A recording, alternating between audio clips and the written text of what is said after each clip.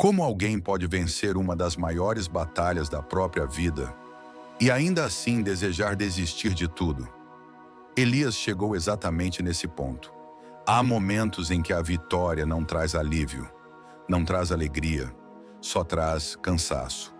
Um cansaço tão profundo que nem a fé parece suficiente para sustentar a alma. Ele não era fraco, não era um homem comum. Era um profeta que havia visto Deus agir de forma sobrenatural, diante de seus próprios olhos. Mas agora estava sozinho, no deserto, pedindo para morrer. Para entender como alguém pode chegar tão longe e ainda assim quebrar por dentro, precisamos voltar um pouco na história. Israel vivia um tempo de profunda corrupção espiritual.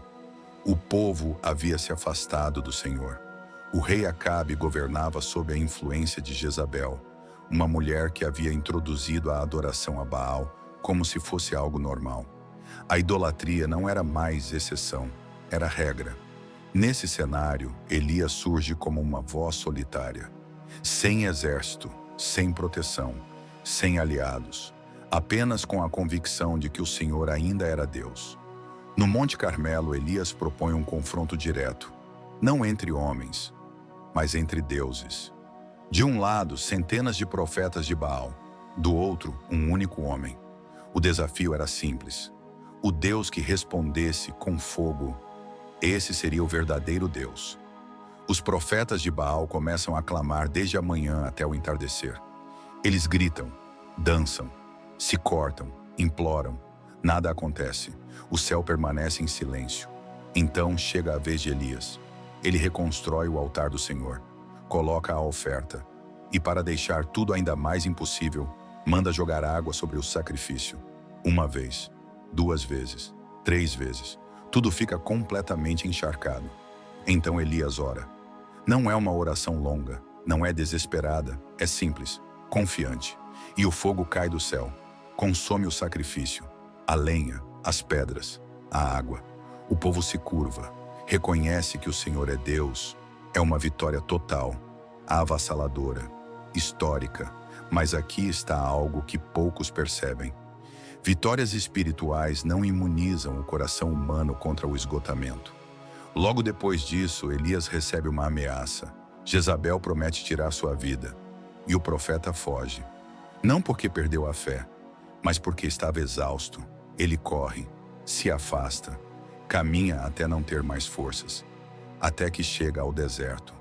Ali, sob uma árvore, Elias faz uma oração que muitos nunca teriam coragem de fazer. Já basta, Senhor, tira a minha vida. Ele não pede vingança, não pede justiça, não pede poder. Ele pede o fim, e isso revela algo profundo. Às vezes a dor não nasce da derrota, mas do cansaço acumulado depois de lutar demais por tempo demais.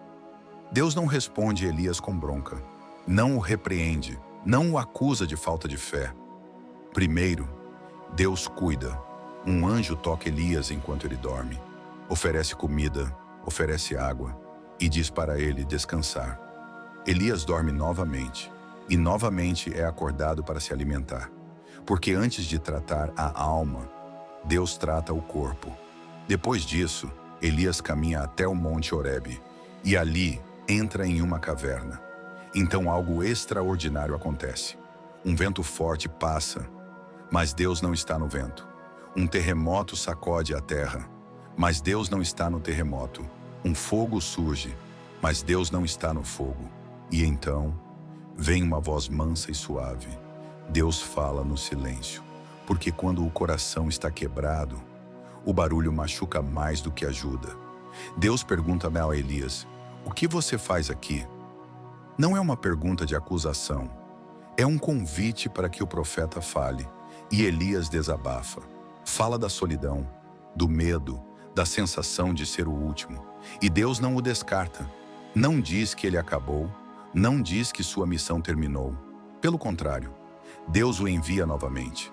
Dá novas tarefas, novos caminhos e um sucessor. Elias não precisava ser mais forte. Ele precisava descansar, ser ouvido e ser restaurado. Talvez hoje você não esteja sem fé. Talvez você não esteja distante de Deus. Talvez você esteja apenas cansado.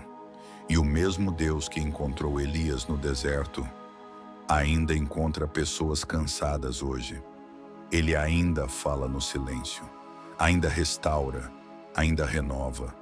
Nem toda vitória é o fim da luta, mas todo cansaço pode ser o começo da restauração. Se você gostou dessa narração, curta o vídeo, comente e se inscreva. Isso nos ajuda a levar essa mensagem para mais pessoas. Contamos com a sua ajuda.